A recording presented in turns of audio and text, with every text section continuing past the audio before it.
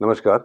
मेधज astro channel पे मेधज परिवार और संस्कार में आप सबका बहुत बहुत स्वागत है। दिन 13 जनवरी 2026 मंगलवार। तिथि श्री मापनोती। तिथि है दशमी तिथि। तत्पश्चात 3:17 के बाद एकादशी तिथि। तिथि श्री प्रदान करती है। मैंने पहले बोला आप लोग को ये श्लोक याद हो जाना चाहिए। अब जिसको जिसको ये श्लोक याद हो गया इसका मतलब उसका तार कॉस्मोस से जुड़ने लगा। तिथि श्री मापनोती। वरात आयुष्यवर्धनम। नक्षत्रात् हरते पापम। योगात रोग निवारणम। करणात् कार्य सिद्धिश्च। पंचांगम फलम उत्तमम। तिथि श्री प्रदान करती है। श्री मतलब जैसे मेरा नाम समीर है तो हेलो ए समीर इधर आओ, बुरा लगेगा सुनने में। समीर सर इधर आइए। सर आपसे बात कर सकते हैं क्या? तो इसी तरीके से आपको जो श्री मिलती है वो उस तिथि से मिलती है। तिथि मतलब दशमी तिथि है। अब दशमी तिथि के स्वामी क्या है? हम लोग को पंचांग के अंगों को अब अपने जीवन में लाइफस्टाइल में इंप्लीमेंट करने की आदत डालनी चाहिए। दशमी तिथि के स्वामी क्या है? दशमी तिथि पहले तो क्या है? पूर्णा तिथि है। पूर्णा तिथि जुपिटर के अनुसार फल देती है। जुपिटर क्या है? गोचर में वक्री है। इसका मतलब हम अपनी श्री प्राप्त करने के रिजल्ट के लिए हमको बार बार काम करना पड़ेगा। And we are ignoring something which today we should know that whatever we are ignoring we should work on that. Result कैसा मिलेगा? स्वभाव होगा गुरु के अनुसार। कॉज इज गुरु। और इफेक्ट क्या है? हाथ में क्या आएगा आपके? वो आएगा शुक्र के अनुसार है। शुक्र गोचर में क्या है? धनु राशि में है। मंगल और सूर्य के साथ जबरदस्त डिग्री कली काफी आसपास हैं, इसलिए पीड़ित कहे जाएंगे। हालांकि शुक्र धनु राशि में देते बहुत अच्छा फल है, मगर शुक्र और मंगल के साथ रहने की वजह से वो डिस्टर्ब्ड है। शुक्र शुक्र मतलब स्त्री।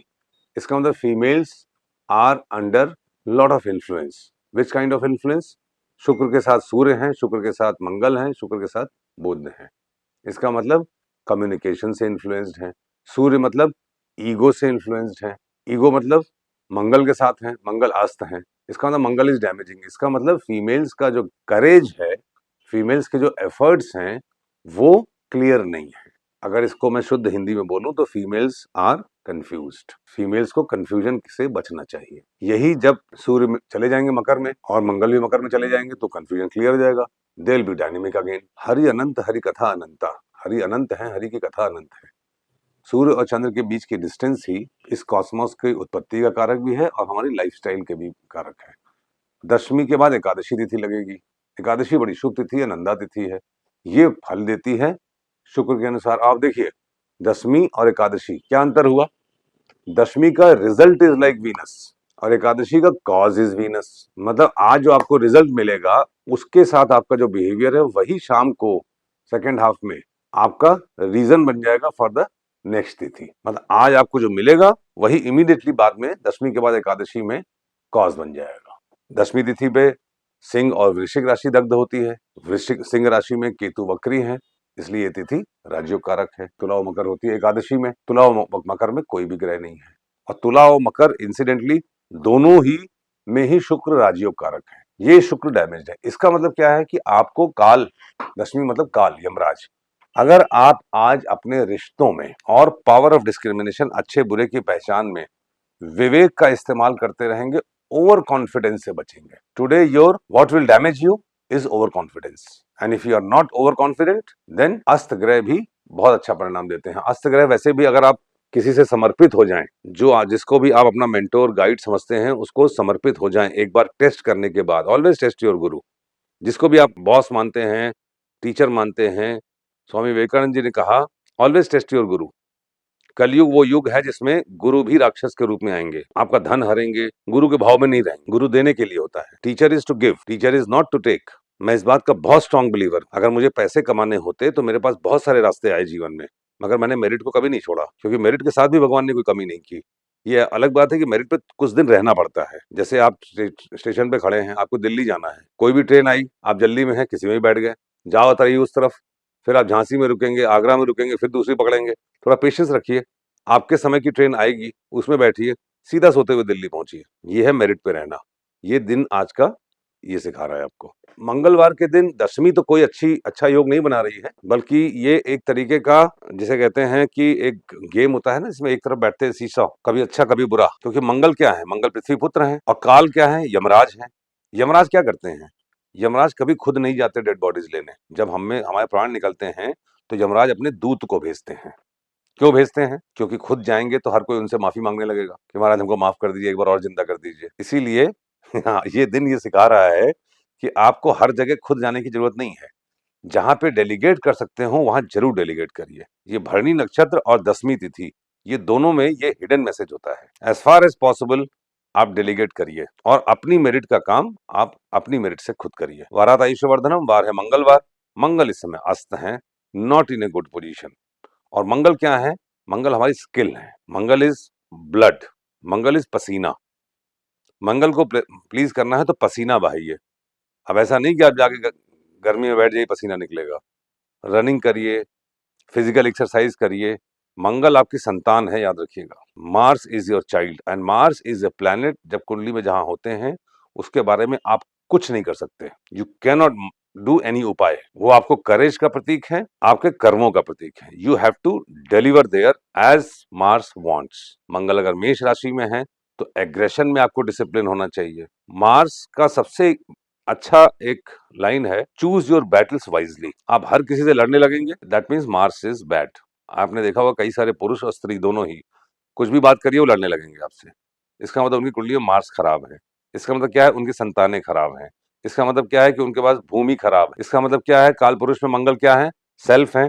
उनकी डायरेक्शन ही खराब है। 8th हाउस क्या है? Sudden gains, occult, knowledge, mistakes of past life, यही खराब है। प्लैनेट्स के अनुसार जीवन जिए। कुंडली देखने में मुझे कोई इंटरेस्ट नहीं है किसी की, अपनी भी नहीं देखनी, अपने बच्चों की भी नहीं देखता मैं, क्योंकि मैं कुंडली देख के इतने सारे फॉर्मूले जानता हूँ, मुझे एग्जैक्ट मालूम हो जाता है कि ये काम अब होने वाला है। जैसे मेरे घुटने में दर्द है, ये मुझे पिछले 10 सालों में इस साल सबसे ज्यादा हो रहा है। ये मुझे मालूम था। क्यों?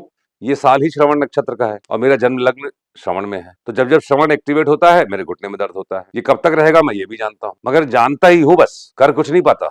इसका इलाज भी करना पड़ेगा, एक्सरसाइज भी करनी पड़ेगी। जिस प्लेनेट की वजह से है उस प्लेनेट को ज्यादा डिसिप्लिन से जीना पड़ेगा। देखिए, चंद्रमा निखिल ग्रह वीर बीजम। चंद्रमा हर एक ग्रह का, निखिल मतलब ऑल, ग्रहों का, वीर बीजम, it is the root of origin of all planets. Means moon draws energy from sun and it reflects on earth. अनेक जन्म पापेन व्याधि रूपेण जायते। अनेकों जन्मों के पाप बीमारी के रूप में आते हैं। बीमारी में ईर्ष्या भी बहुत बड़ी बीमारी है, जिसके बारे में बता चुका हूं मैं। नक्षत्रात हरते पापम, नक्षत्र है विशाखा नक्षत्र। विशाखा नक्षत्र मैंने क्या बोला? हर एक नक्षत्र का आपको कुछ कुछ सीक्रेट मालूम होना चाहिए, कोड। विशाखा इज विशेष शाखा, स्पेशल ब्रांचेस। विशाखा क्या हुआ कि आपको स्वाति में इसके पहले अबंडेंस ऑफ अपॉर्चुनिटी, उसमें से अपॉर्चुनिटीज को आप बाइफरकेट करिए।